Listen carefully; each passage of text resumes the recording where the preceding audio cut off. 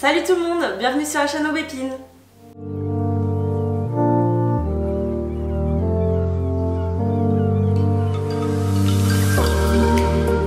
Donc aujourd'hui, comme vous aurez pu le voir, c'est une grande première sur la chaîne Aubépine puisque je suis accompagnée par Alexia. Donc je pense que vous êtes beaucoup à déjà la connaître. On s'est dit, vu qu'elle était à la maison pour quelques jours, que ce serait bien de vous filmer une petite vidéo. Donc c'était pas sans mal parce qu'on a eu du mal à trouver un sujet, hein, n'est-ce pas?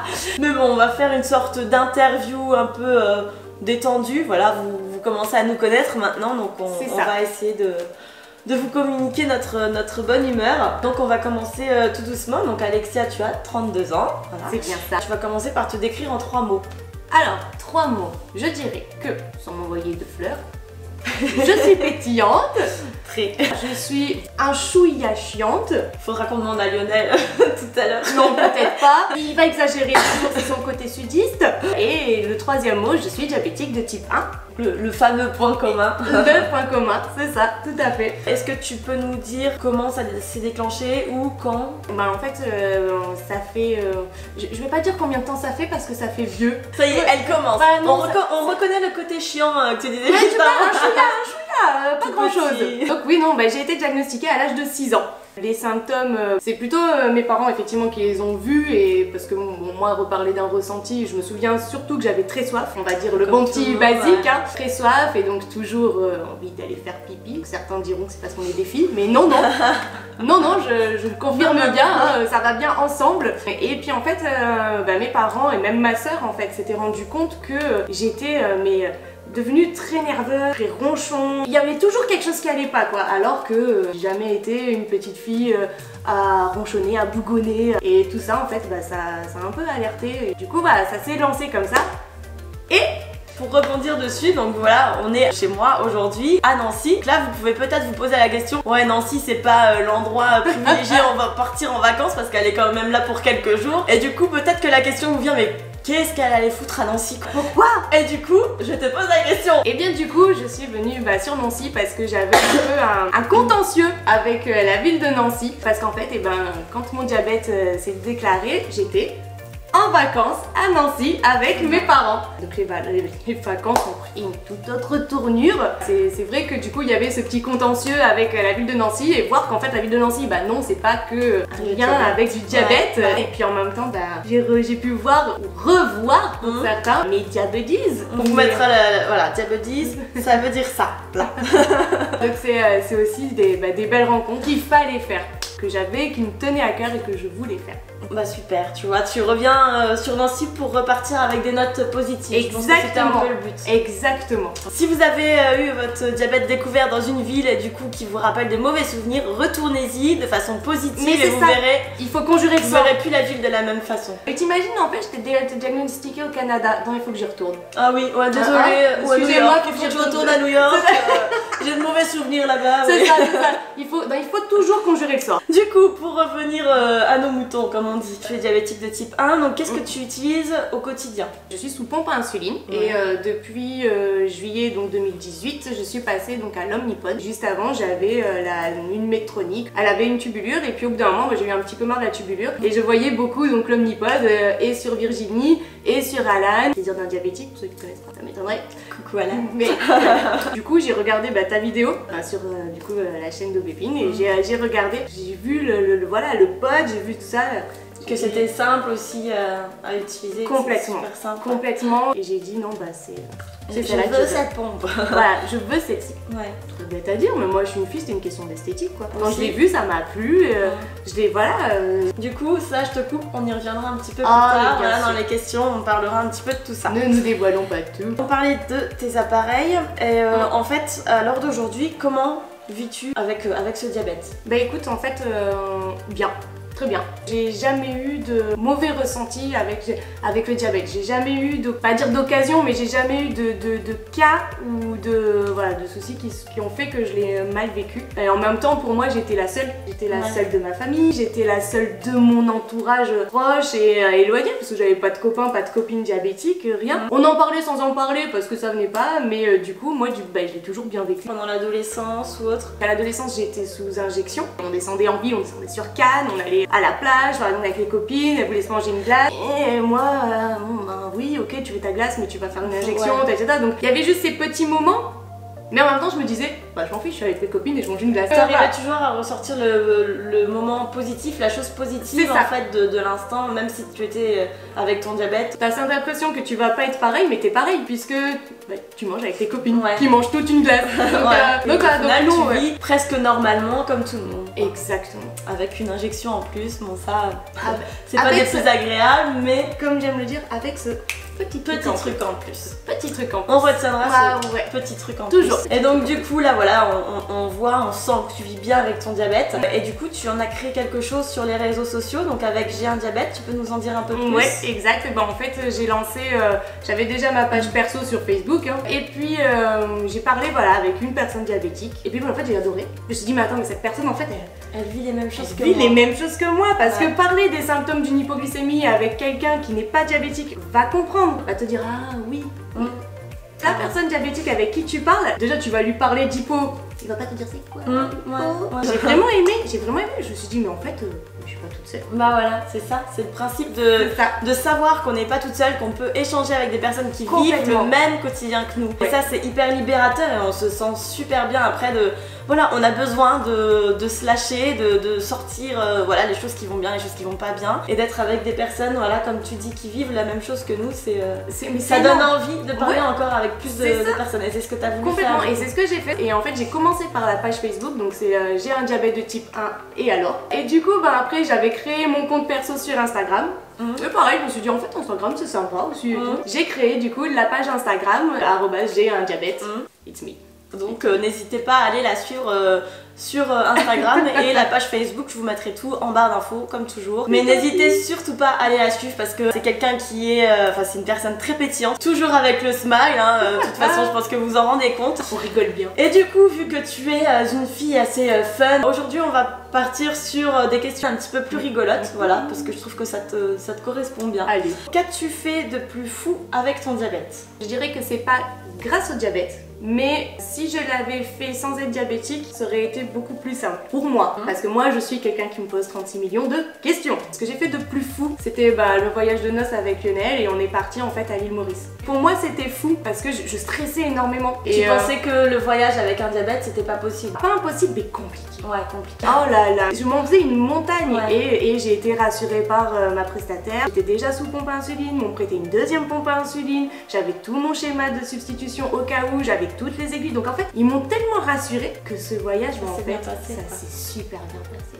Si tu devais choisir une chanson pour illustrer ton diabète, donc les gens qui te suivent sur les réseaux sociaux, je pense, se doutent déjà de la réponse. C'est ma chanson, c'est la chanson de Panic at the Disco, c'est High Hopes et c'est voilà, j'aime cette chanson, j'aime ce qu'elle dit. Pour ceux qui ne connaissent pas, petit extrait. Du coup voilà, ça vous parle mieux. Alors, qu'est-ce que tu peux nous dire sur cette chanson? Cette chanson, je la trouve vraiment pétillante, je la trouve boostante, je trouve qu'elle met de bonne humeur. Quand on lit, vous pourrez lire du coup la traduction, surtout du refrain, quand la personne se sent seule et en fait, non, on est des millions quoi. Et moi, c'est vraiment ce que j'ai ressenti en fait en faisant mes pages. Parce que moi, je suis la seule. Et puis là, non, en fait, on est beaucoup. Donc cette chanson, c'est ma chanson. Tu l'adores quoi. Oui, c'est ma chanson. Bah tu vois, moi je pourrais même pas en choisir une. Je pense toutes les musiques qui sont gaies, joyeuses, enthousiastes on va dire. Je trouve qu'il y a tellement de musique qui te donne la pêche, la patate. C'est ce que j'essaye aussi de mon côté de retranscrire avec mon diabète, de montrer que voilà, c'est pas parce qu'on est diabétique qu'on peut pas vivre comme tout le monde et qu'on peut avoir une vie joyeuse et être bien dans ses baskets. Toutes les musiques qui sont un tant soit peu joyeuses vont me rendre joyeuse et au final voilà, c'est je pense ce que j'essaye de retranscrire aussi comme toi. Donc j'aurais pas de titre à donner mais c'est qu'en fait je pense qu'il y en a plein.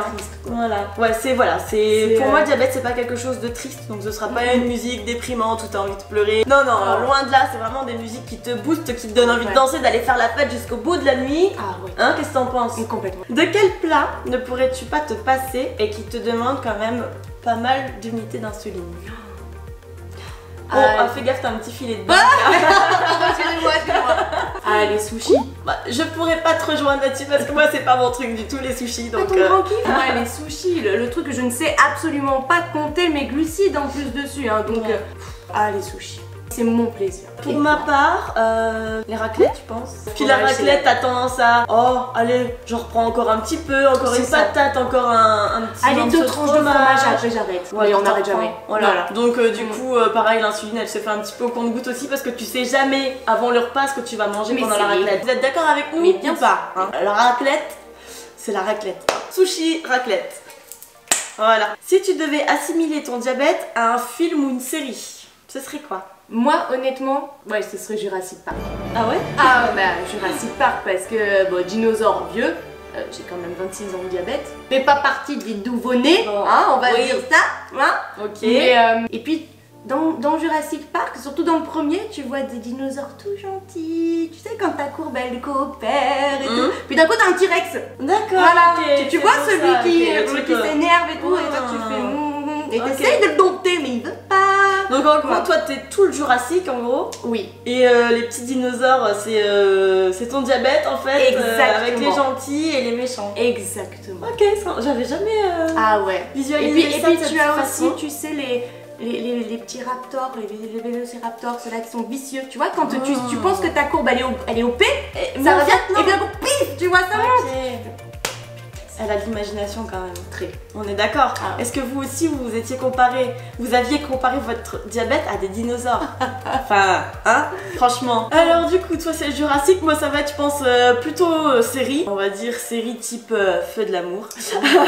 Parce que voilà, alors avec Brandon, ça va très bien se passer pendant quelques jours. Voilà, ça va être l'amour fou, tout va très bien se passer, la courbe est dans le bleu. Et là après Brandon, t'as trompé, plus du tout, j'aime plus du tout. Et ça remonte, voilà, le diabète c'est ça. Il y a des parties où ça va être très bien, des parties où on sait pas, tu vois, il veut rester avec elle, il veut pas. Et après, bah voilà, c'est la séparation, c'est le drame. Et puis c'est surtout après, t'as toujours la suite au prochain épisode. Là, t'attends le lendemain. Et tu sais jamais comment ça va se passer. Donc, je pense que moi, ce serait plus une série où il y a du suspense, du rebondissement.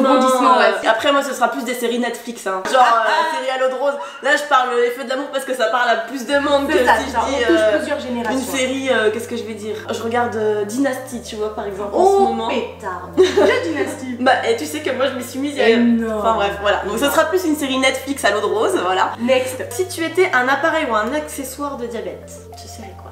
Alors, ce serait le kit de glucagène. Ah ouais? Parce qu'en général, quand tu le fais, c'est que tu vas vraiment mal. Et le kit, il va t'aider à te sentir quand même beaucoup mieux. Tu l'as déjà utilisé? Oui. D'accord. Moi, plusieurs fois, notamment quand j'étais petite. Mais en fait, parce que j'aime redonner ce souffle aux personnes qui ont un coup de mou et qui ont le moral un peu dans les basques et qui du coup se sentent pas. Je trouve que c'est comme pour tu vois, quand t'es vraiment au niveau au point de faire un kit de glucagène, c'est que vraiment t'es au plus bas et que t'es dégoûté. J'aime montrer aux gens que ça va aller, t'inquiète pas. Toujours positive attitude et envie de rebooster les gens. Hein. Il faut. Donc moi je ressens.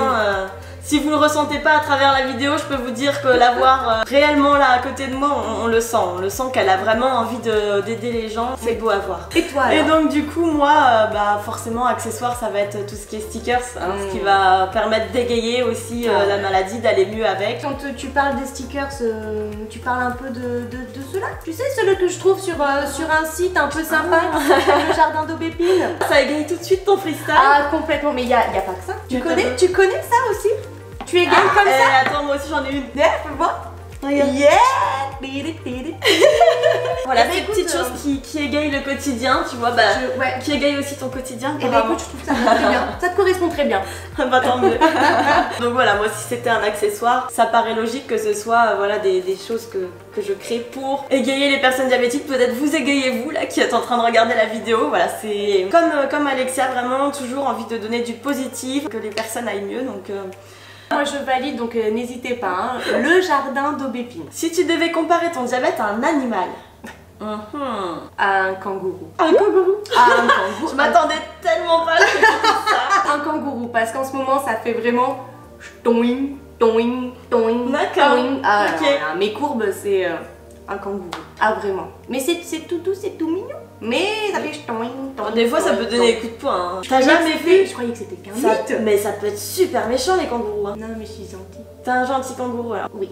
Une imagination débordante, hein, cette Alexia. Moi, tu vois, c'était plus soft, c'était plus genre un lion ou un tigre, enfin quelque chose de sauvage, on va dire, parce que c'est une force. Voilà, parce que le diabète c'est devenu une force. Ça m'a vraiment poussé à me surpasser. Après, je t'avoue que ça pourrait très bien être un kangourou aussi dans mon cas. Je pense qu'on est beaucoup à être des kangourous diabétiques. Du coup, l'avant-dernière question. Donc là, tout à l'heure, je t'avais dit qu'on reviendrait un petit peu sur le sujet du côté esthétique. Et donc la question c'est, est-ce que le diabète a eu un impact sur ta féminité? Oui. Alors pas forcément négatif au possible, on va dire que c'était du côté pratique. Les injections, bon, c'était pas gênant, mais c'est vrai que quand je suis passée à la pompe à insuline, donc j'en avais une avec une tubulure, du coup je l'accrochais en fait à mon soutien-gorge, ça ne me dérangeait pas, j'avais vraiment aucun souci avec ça, mais c'est vrai que quand du coup tu mets un haut un peu plus près du corps, bon bah tu vois un peu la démarcation, mais admettons quand tu veux mettre une jolie robe, parce que voilà l'été t'as des jolies robes dos nu, tu es censé ne pas mettre de soutien-gorge avec, mais là du coup tu dis ok je la place où ma pompe? Là ça m'a gênée. C'était plus question mode vestimentaire. Voilà c'est ça, parce que du coup après vraiment dans ma féminité vraiment perso, non, moi ça n'a rien changé. Moi j'ai jamais pu mettre ma pompe ici parce que ça n'allait pas. Mais pour les robes par exemple, donc par-dessus mes sous-vêtements, je mettais un boxeur très serré et je la glissais dedans. Et il faut savoir aussi qu'il y a des bandons pour les cuisses, il y a plein de choses. Hein, ouais, n'hésitez pas, franchement pour ça n'hésitez pas à demander aux prestataires. Ouais, les prestataires sont de bons conseils avec ça aussi. Ou n'hésitez pas à nous demander aussi, peut-être qu'on a des petits trucs, astuces. J'en avais parlé dans une précédente vidéo aussi si ça peut vous intéresser. Pareil la féminité, moi j'ai toujours été très coquette depuis toute petite et ça n'a pas eu d'impact dessus. C'est vrai qu'il y a eu une période où j'avais peur de me sentir un peu moins féminine en montrant ma pompe, mais ça c'est complètement révolu. Enfin maintenant je passe outre et justement je montre mes appareils comme toi, on les montre comme ça quoi, comme si on mettait des nouvelles lunettes ou des boucles d'oreilles. C'est nos accessoires, c'est devenu nos accessoires mode en plus quand ils sont customisés avec des paillettes par exemple. Complètement. Et vraiment pour le coup, bah, je reviens sur ta boutique en fait. Moi c'est ça qui m'a, comme tu le dis si bien, ça enlève le côté médical. Tu le rends féminin. Mais il y a aussi pour tous les goûts, si vous êtes un homme, vous pouvez quand même faire un tour sur la boutique. C'était le but, d'aider les personnes à assumer la maladie. Donc du coup si ça a bien marché avec toi, j'en suis vraiment très contente. Ah moi j'ai limite, j'en suis fière de le montrer parce que ça va, déjà les couleurs vont être super sympas et ça va interpeller. J'ai une cliente au magasin un jour, je lui viens la voir, je fais hey, j'ai le même que vous, en lui montrant le freestyle. Et un gars fait ah oui, et puis là je dis pourquoi le vôtre a des framboises dessus? Mais elle était je dis genre choquée quoi. Et c'était du coup oh mais il est trop beau le sien. Eh oui, c'est moi. Excusez-nous. Je vais finir avec une question assez importante, à savoir quels sont tes projets. C'est important d'en parler. Ouais, mes projets, je développe en fait la Taïwan Family donc dans le sud. Donc la Taïwan Family c'est l'association de Léonore.